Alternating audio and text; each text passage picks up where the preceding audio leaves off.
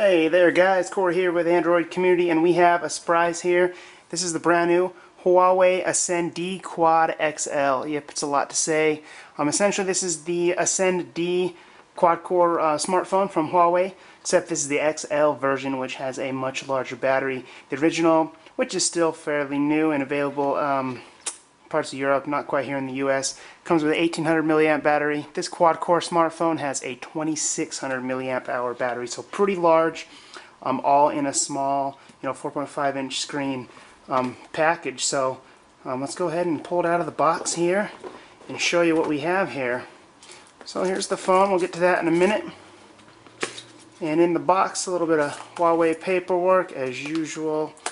They have a bunch of nice white cords here for us, fancy little headset, and the wall adapter. Pretty small, I like it, but pretty simple in the box here. This is again the Huawei Ascend D Quad, the XL version.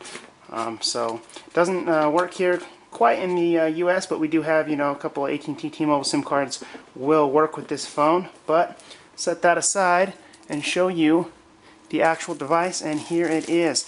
At first attempt of using this phone here, it definitely has a good feel to it, but it kind of reminds me of the Droid Incredible 2 just a little bit. It's got a nice soft, or kind of a textured back here, and then obviously you can see this 8 megapixel camera on the rear. But to run down the specs here, this is the Huawei Ascend D Quad XL with a 1.2 gigahertz quad-core processor. It is a Cortex A9. It's Huawei's own in-house processor, so no Tegra 3 here, no Samsung processor. This is Huawei's own quad-core. So, and then we have 1 gig of RAM with 8 gigabytes of internal storage with the SD slot in the back. There is another version with 16 built-in storage. And then in the screen here, we have a 4.5 inch 1280 by 720p HD screen, Android 4.04 ice cream sandwich. We have a 1.3 front-facing camera, nice little red accent here for the speaker grill, and then as you curve it around, we have that 8 megapixel with dual LED flash camera on the rear, and again that nice coating. It's got Dolby Digital Plus, which is one of a few phones to have that with the speaker here, but it's not stereo. It's going to come out that one port. As far as everything else here, we have the 3.5 headphone jack on the top. Wow. We have the power wake button here. As you curve around, we have the volume rocker, pretty simple, and then over on this side is that micro USB for charging.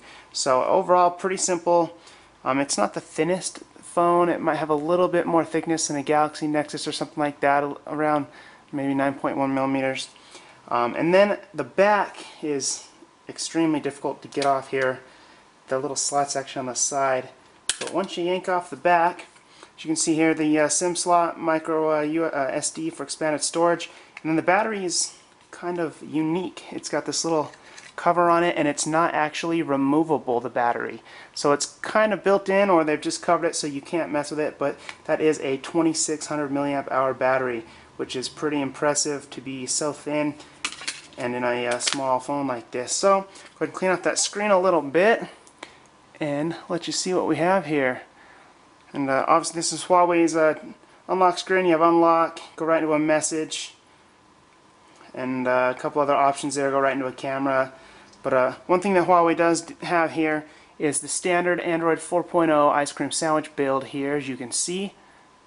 Might not be extremely easy to see on screen there. Kind of get rid of that glare a little bit. And a couple of widgets, and their own little weather widget. And then down here we have just the usual standard stuff here. And it's smooth so far from what we've used, as you can see here on screen. I mean, it runs pretty great. And then this is their own quad core. Then they have their own home where it's 3D. So when you hit home, you can choose the regular standard ice cream sandwich layout or hit 3D home.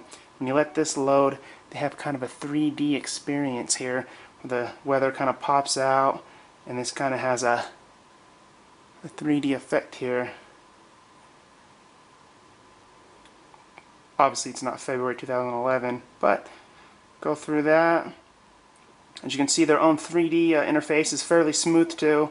And then again, obviously this is still ice cream, so it looks fairly similar, but they've got a couple different animations and UI changes and what have you. But go ahead and come down here. I ran a couple of benchmarks real quick, but as you can see, I mean, you can tell this is pretty stock Android. As far as benchmarks here, I ran a quadrant test. I'm at the top of the list here above the HTC One X, which is the Tegra 3 version here on quadrant. And then the Transformer Prime, there's also Tegra 3. So it's a little higher than those, but not much. Again, this is a 1.2 gigahertz quad core.